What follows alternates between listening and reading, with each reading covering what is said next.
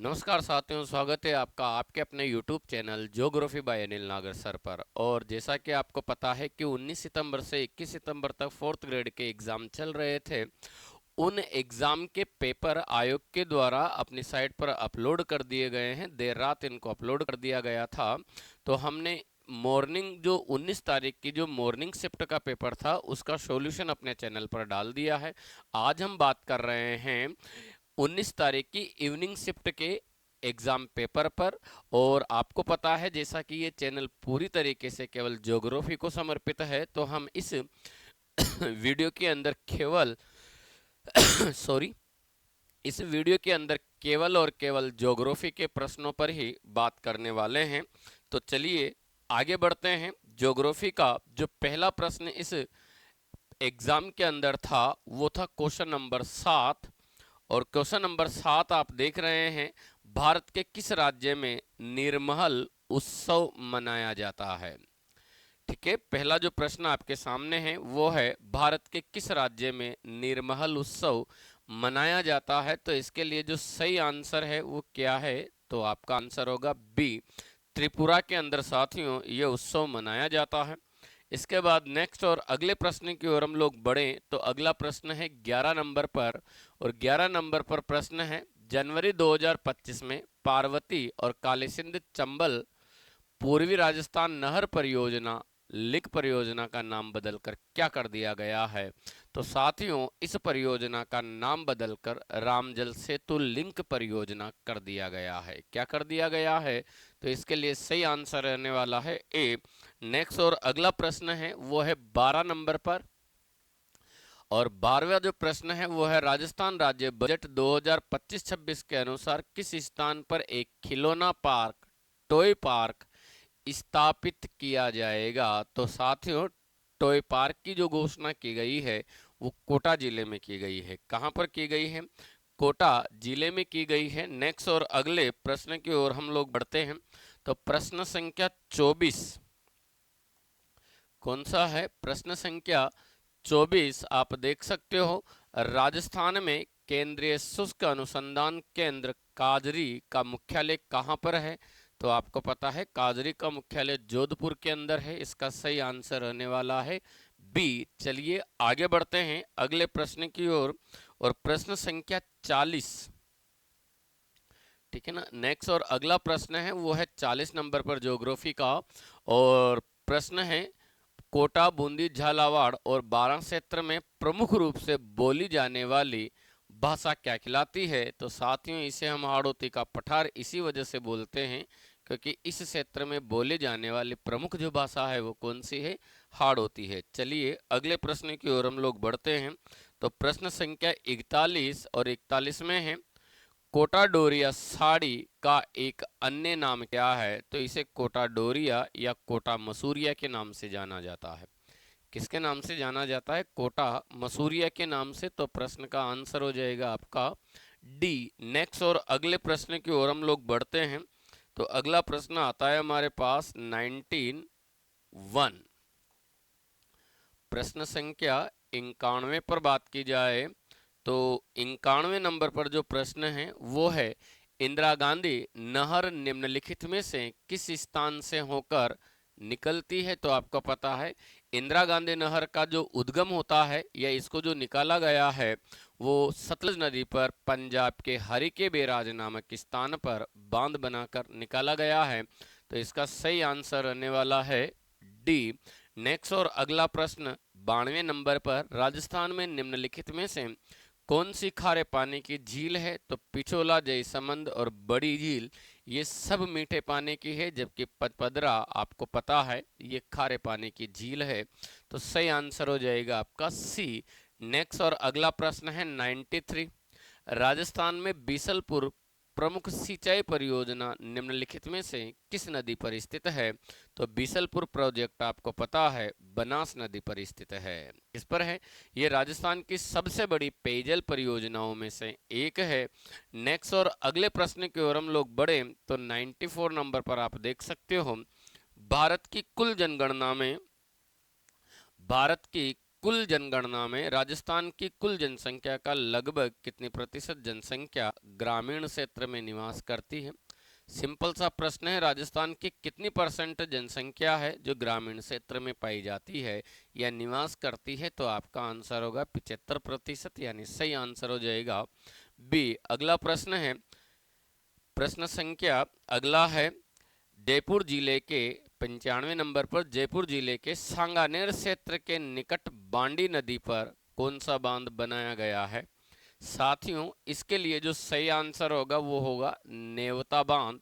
हालांकि नेवता बांध बांडी नदी पर नहीं है, इस बात का ध्यान रखना, लेकिन इस क्षेत्र के आसपास जो बांध बताया जा रहा है वो नेवता बांध ही है। तो इसके लिए सही आंसर आपका क्या मानकर चलेगा? वो नेवता बांध। अगले प्रश्न की ओर हम लोग बढ़ते हैं। तो प्रश्न संख्या 96, और 96 में आप देख रहे हो 2011 की जनगणना के अनुसार राजस्थान के किस जिले में ग्रामीण क्षेत्र में अनुसूचित जनजाति सर्वाधिक रूप से निवास करती है? तो राजस्थान के किस जिले में सर्वाधिक रूप से अनुसूचित जनजाति निवास करने वाली है? तो आंसर हो जाएगा आपका अलवर। ठीक है, कौन से जिले में? अलवर में। जो आपके ऑप्शन दिए हैं उनमें से सही आंसर अलवर होगा। नेक्स्ट है, दक्षिणी पूर्वी राजस्थान की काली उपजाऊ मृदा, काली रेती और चूना पत्थर से रचित रोकी फीचर कहलाती है? तो ये ध्यान रखना, मध्य माही और 56 बेसिन में यहाँ पर जो मिट्टी है उस मिट्टी का निर्माण अरावली की लाल और हड़ौती की काली मिट्टी के नाम के विलय से हुआ है, जिसे लाल लोमी के नाम से लाल काली मिट्टी के नाम से जाना जाता है। तो इसके लिए सही आंसर हो जाएगा ए। नेक्स्ट और अगले प्रश्न पर अगर हम लोग बात करते हैं तो प्रश्न संख्या 192 प्रश्न संख्या 98, और 98 में है, निम्नलिखित में से कौन सा एकमात्र शहर जून 2025 तक राजस्थान में मेट्रो रेल सेवा का प्रारंभ कर रहा है? तो इसके लिए केवल और केवल राजस्थान के एक ही शहर में मेट्रो चलाई जा रही है, वह है जयपुर। नेक्स्ट और अगले प्रश्न पर बात करें तो प्रश्न संख्या 112,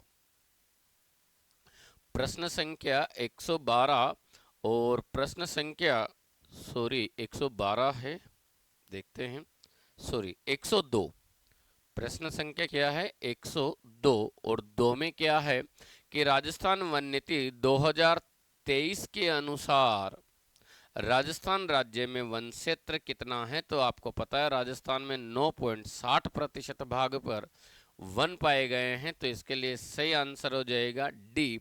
नेक्स्ट 103 नंबर पर बात करें तो राजस्थान और पाकिस्तान को विभाजित करने वाली अंतरराष्ट्रीय सीमा रेखा को रेड क्लिफ के नाम से जानते हैं। क्वेश्चन नंबर 103 का सही आंसर होगा डी। अगला प्रश्न है,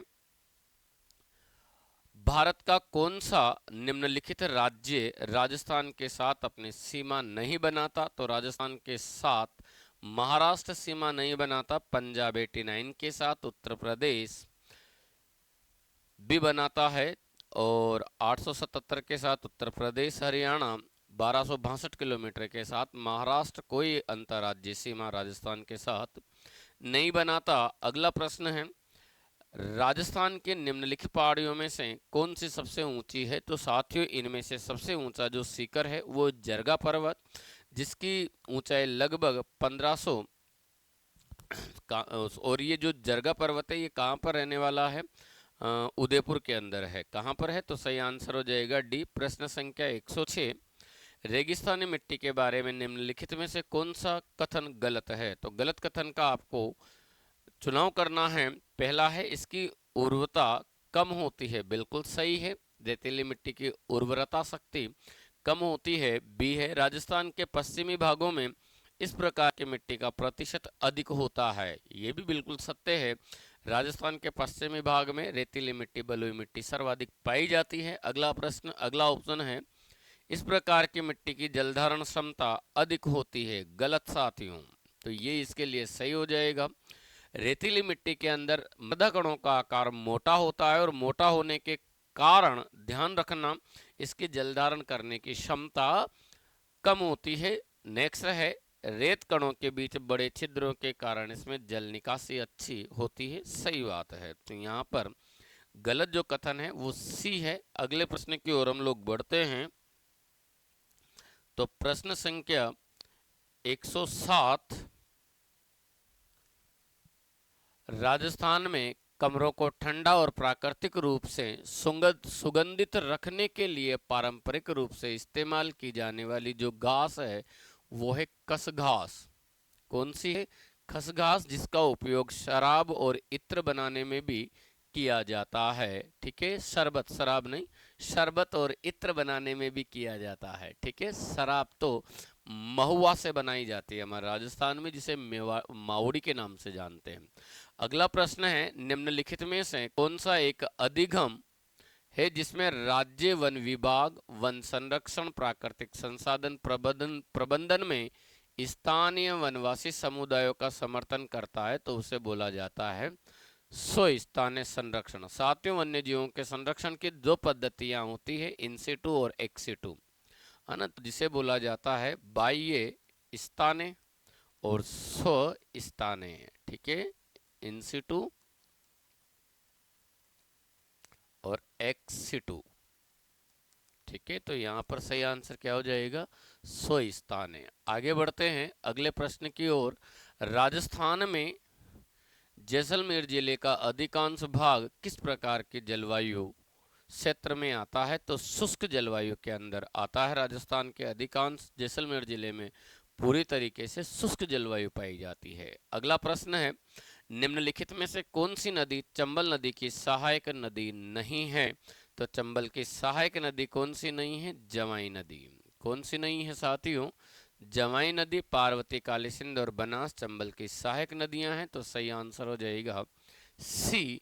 तो ये थे राजस्थान ज्योग्राफी के इवनिंग शिफ्ट के अंदर 19 तारीख की इवनिंग शिफ्ट अर्थात सेकंड शिफ्ट के अंदर जो एग्जाम था उसके अंदर ज्योग्राफी के लिए गए प्रश्न। इसी तरीके से साथियों हम लोग मिलते रहेंगे। अगले जितनी भी पारियां हुई हैं उन पारियों के एग्जाम पेपर का सॉल्यूशन लेकर हम लोग आएंगे। वीडियो पसंद आया हो तो इसे लाइक करें, कमेंट करें और अपने साथियों के साथ शेयर करें। और चैनल पर नए हो तो सब्सक्राइब करना ना भूलें, साथ में बेल आइकन भी दबा दें। धन्यवाद साथियों।